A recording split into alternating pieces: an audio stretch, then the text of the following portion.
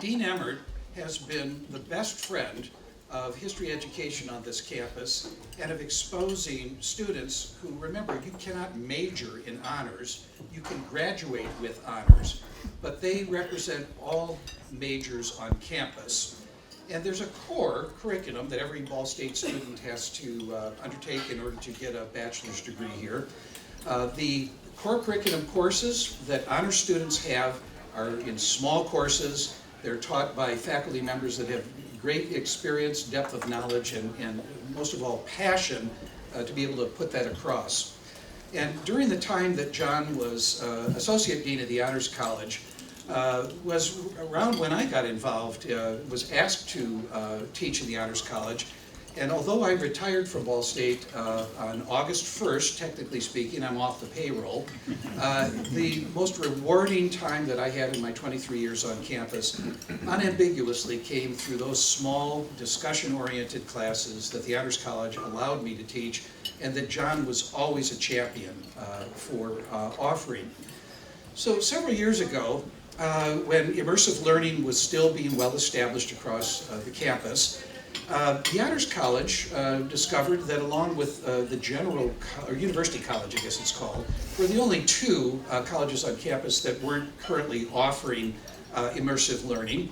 And so I brought an idea to him that we could create an oral history workshop course that would be available to all majors, but especially students that were keen on getting some experience in not just studying history, but being actively engaged in creating new primary sources on the past by eliciting from the memories of the eyewitnesses to and the participants in that history their narratives, which were recorded and transcribed and keyword searchable and now streamed forever from the digital media repository, as we've been doing in the history department for over a decade.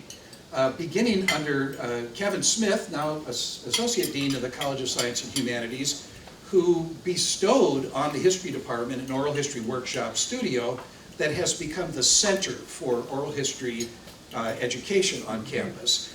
And Dean Emert quickly seized on this opportunity to create an interdisciplinary, immersive learning course around the past.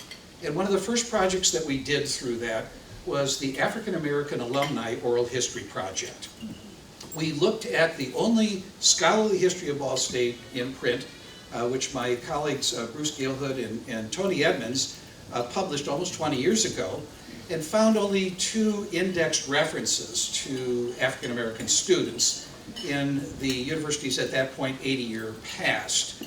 And we knew through our research that African Americans had been part of the first classes in the Ball State Teachers College, its forerunner 100 years ago, but there weren't really collections built around their experience, and so they became invisible to history.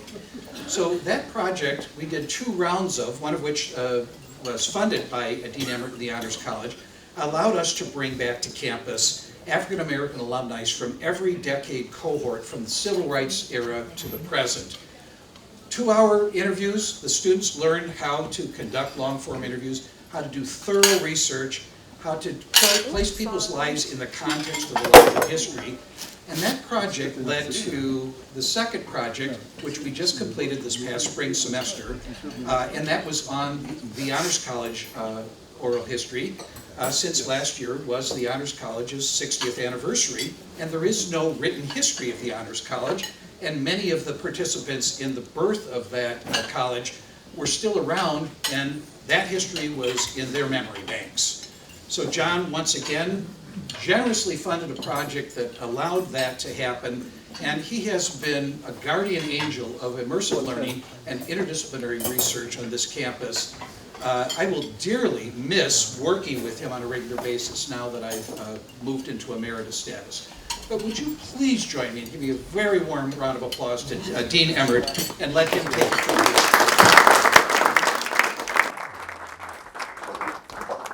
Thank you, Michael.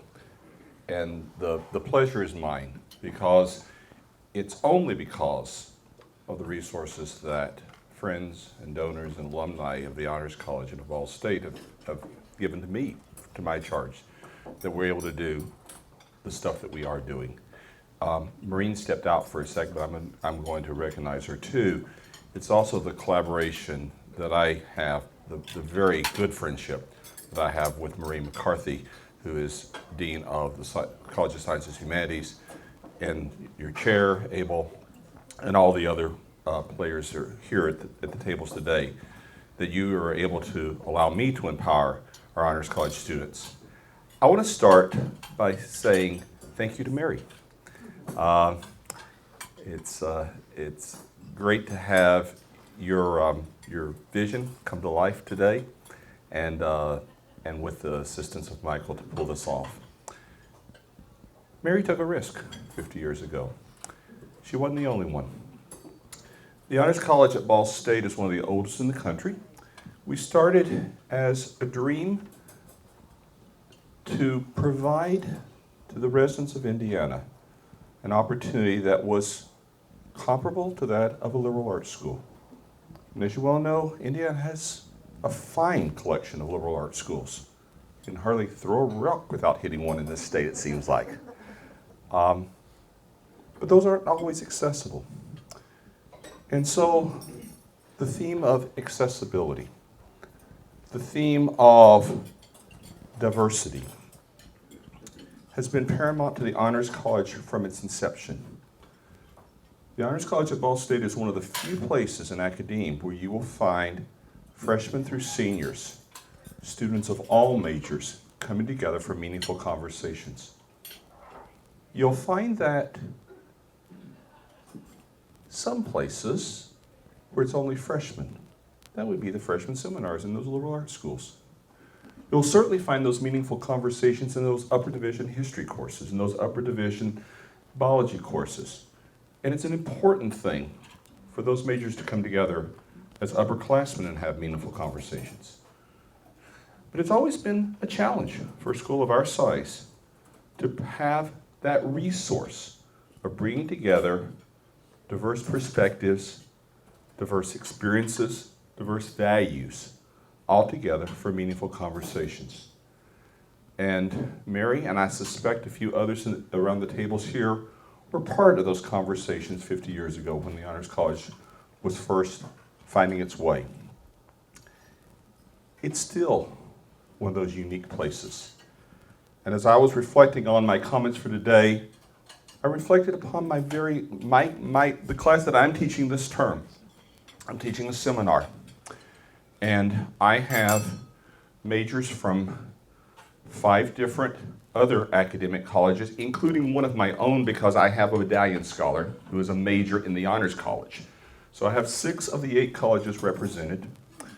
I have people who see the whole spectrum in every issue you can possibly imagine and more. I know because I've been successful in providing that opportunity where they can have a conversation, where they can have mutual respect of each other, where they can disagree without being disagreeable. And friends, we need places like that.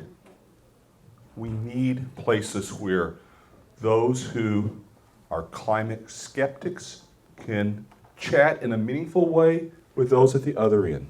We need places where those who see the question of abortion and women's rights and family rights all across the spectrum to be in the same place and have meaningful conversation.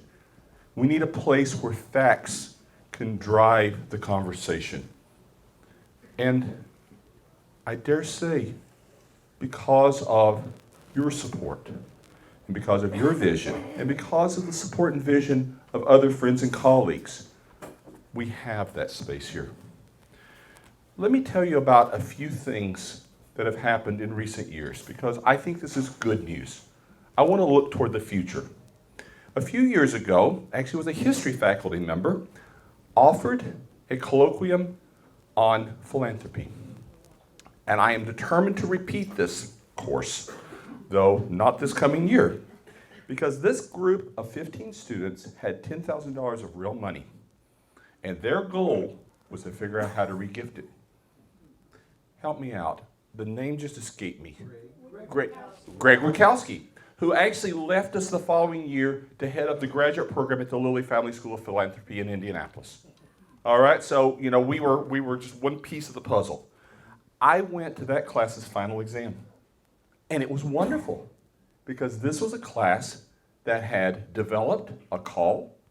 They reviewed the applications.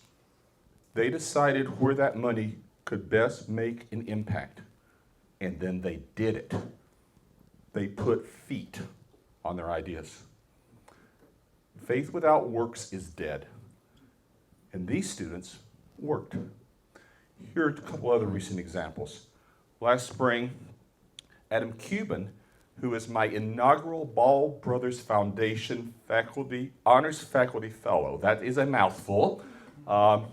It's an opportunity for me to bring in some great, talented faculty who otherwise wouldn't be able to teach in the Honors College to come in for 2 years on a half-time basis. Adam is one of those folk. He taught a course on water issues in Indiana and Costa Rica, and then, come May, he took the class to Costa Rica.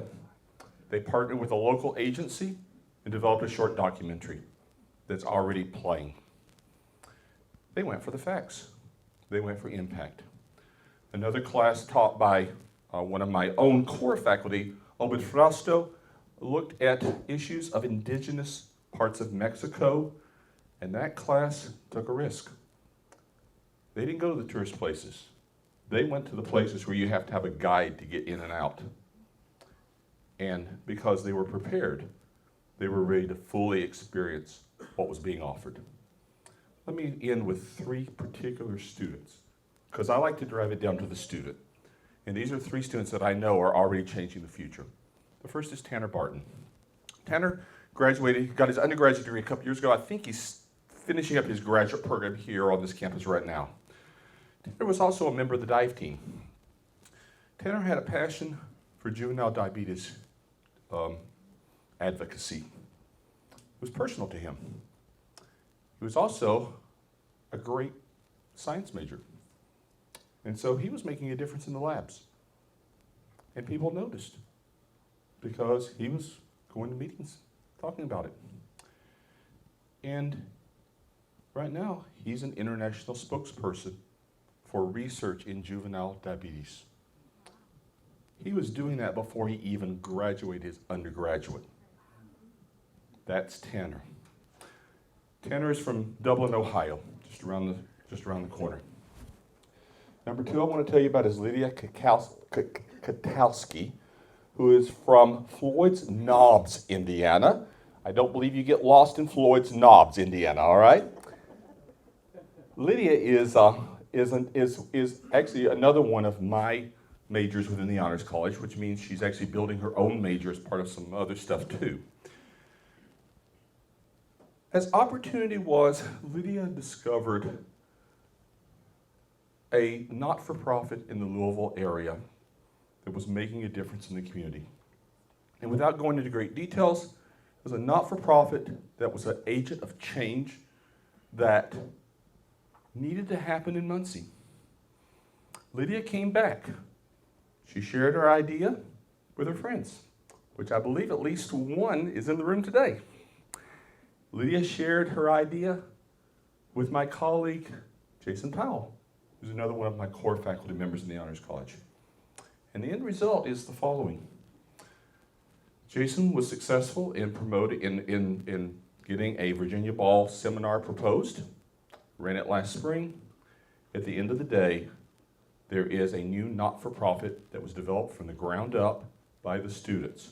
They have a very aggressive board of directors. They just hired their executive director for the program, and they are on track. They're already making a difference, and they're on track to make a difference in the community, in the greater community.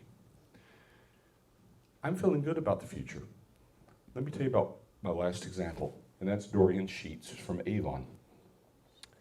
Dorian also saw a need, but Dorian saw a need in a more personal way, because she looked around the Honors College and she saw there was a desire to go and make a difference. And we have some opportunities around this town to go and volunteer on a one-off basis or to do it on a more consistent basis. But Dorian realized that there was a need for more. Dorian is the first president of a new organization this fall. It's the Honors Association Community Engagement. I think I got it right. The acronym is HASTE. That much I remember for sure. I'm close. All right, very good. And what HASTE is the vehicle. Because that's what Dorian noticed was missing, was a vehicle to empower others to make change. And for Dorian, for Lydia, for Tanner, I know the future is safe because they're not my only three. And so that's my good news for you today. Thank you for taking a risk. Thank you for continuing to take a risk.